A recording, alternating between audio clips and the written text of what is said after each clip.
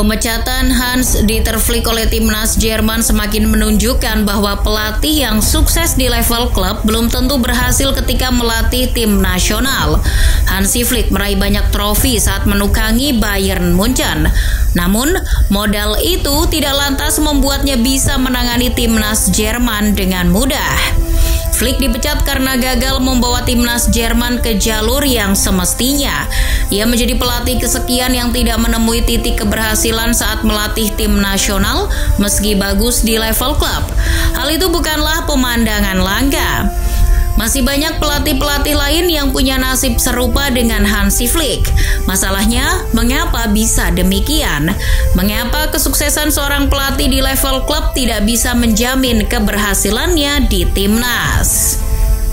Jika mendaftar seluruh nama pelatih yang punya CV mentereng di klub tapi gagal di tim nasional, tentu video ini akan panjang sekali. Alih-alih demikian, kita akan mencoba menelusuri beberapa di antaranya. Masih ingat dengan sosok Kevin Keegan? Sebelum era Eddie Howe, Newcastle juga pernah mengalami masa keemasan kala ditukangi manajer yang satu ini. Keegan adalah pelatih yang membawa Newcastle United dari Divisi 2 ke Divisi 1 sampai dipromosikan ke Liga Primer.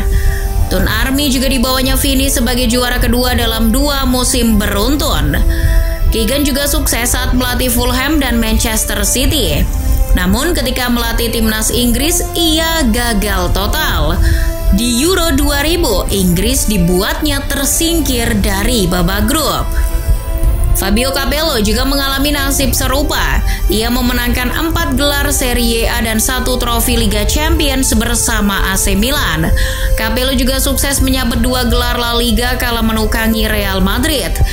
Di AS Roma, pelatih kelahiran Pieris ini berhasil mempersembahkan Scudetto. Namun saat melatih tim nasional, Capello gagal total. Saat melatih Inggris di Piala Dunia 2010, ia harus menelan pil pahit kalah dari Jerman 4-1 di perdelapan final. Lalu setelah mengundurkan diri dan menukangi timnas Rusia, Capello juga gagal. Rusia tidak lolos ke fase gugur Piala Dunia 2014 dan penampilannya goyah di Euro 2016. Ia pun dipecat. Jose Mourinho pernah mengatakan, melatih tim nasional adalah pekerjaan untuk orang-orang tua. Perkataan Mourinho itu ada benarnya. Kebanyakan pelatih klub yang akhirnya melatih tim nasional adalah mereka yang sudah kenyang dengan pengalaman di level klub. Fabio Capello misalnya, ia menukangi timnas Inggris dan Rusia saat karirnya bisa dikatakan sudah sampai ke ujung. Begitu pula Carlo Ancelotti yang kabarnya sudah sepakat melatih timnas Brazil tahun depan. Carleto kini sudah berada di ujung karirnya. Ia sudah memasuki usia pensiun sebagai pelatih.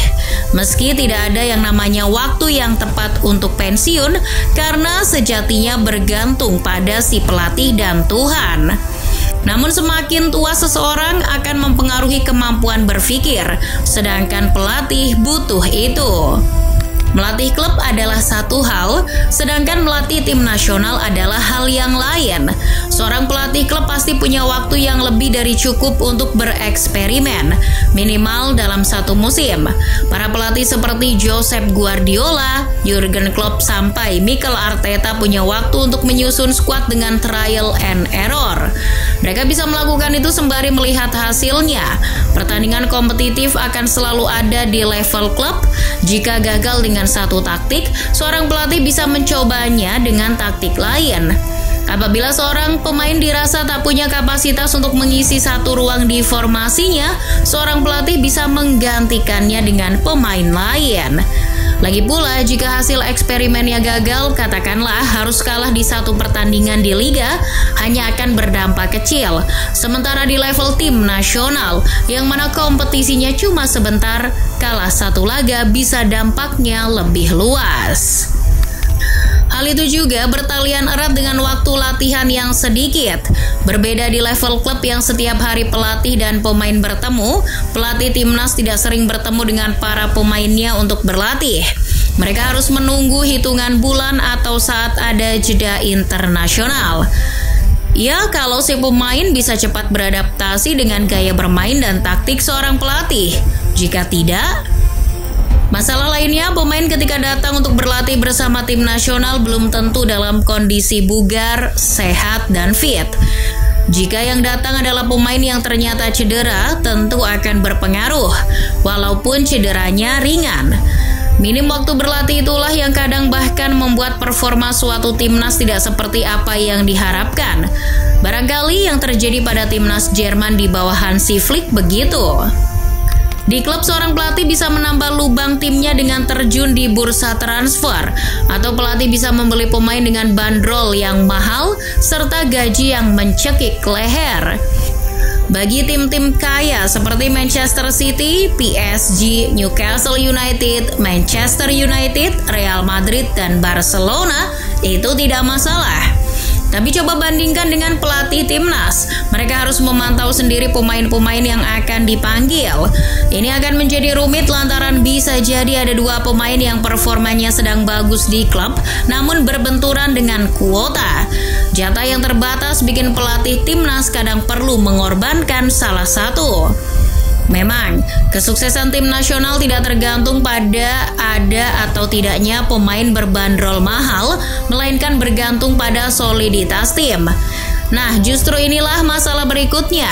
Selain tidak disokong kekuatan finansial seperti di klub, pelatih timnas juga harus mendorong para pemainnya kompak. Seringkali untuk melakukannya bukan perkara gampang, apalagi pelatih timnas akan bertemu para pemain bintang di level klub. Pelatih timnas harus mengorganisir para pemain bintang itu agar bermain utuh dalam satu tim. Seorang pelatih timnas acap kali kesulitan melakukan hal tersebut. Ingat bagaimana Fernando Santos pernah terlibat friksi dengan Cristiano Ronaldo di timnas Portugal. Mengelola ego para pemain bintang tidak mudah. Belum lagi para pelatih timnas juga tidak bisa intens mengontrol para pemainnya. Mereka tidak punya kendali pada pemainnya sepanjang tahun. Klub seringkali melindungi pemainnya dan bisa jadi enggan untuk melepasnya ke tim nasional. Makanya konflik antara pelatih klub dan pelatih timnas pun bisa lahir dari situ. Sudahlah tak punya waktu, tak cukup didukung finansial yang kokoh, sampai manajemen pemain yang rumit, pelatih timnas juga harus menghadapi tekanan tinggi. Hal yang sebenarnya juga dihadapi oleh pelatih klub. Namun, di level klub seorang pelatih bisa membalikan keadaan dari situasi buruk. Lihatlah apa yang dilakukan Arsene Wenger di Arsenal dan Josep Guardiola di Manchester City. Sementara di level timnas, seorang pelatih memikul beban semua orang dalam satu negara dan hanya punya sedikit sekali peluang untuk bangkit ketika gagal. Di tim nasional, seorang pelatih mempertaruhkan harga diri bangsa. Bukan hanya kepentingan 1-2 orang sebagaimana yang terjadi di klub, kecuali di negara-negara tertentu. Indonesia tidak termasuk. Nah, tekanan itulah yang bahkan membuat pelatih yang berkarib dengan tekanan di level klub akan goyang ketika mengalami hal sama saat melatih tim nasional. Well, meski banyak pelatih yang sukses di level klub tapi gagal di timnas, ada pula pelatih yang sukses saat melatih klub maupun timnas. Marcelo Lippi, Luis Aragonés, Didier Deschamps, sampai Vicente Del Bosque adalah contohnya. Meskipun orang seperti mereka nyaris punah. Kalau menurut kalian, bagaimana football lovers?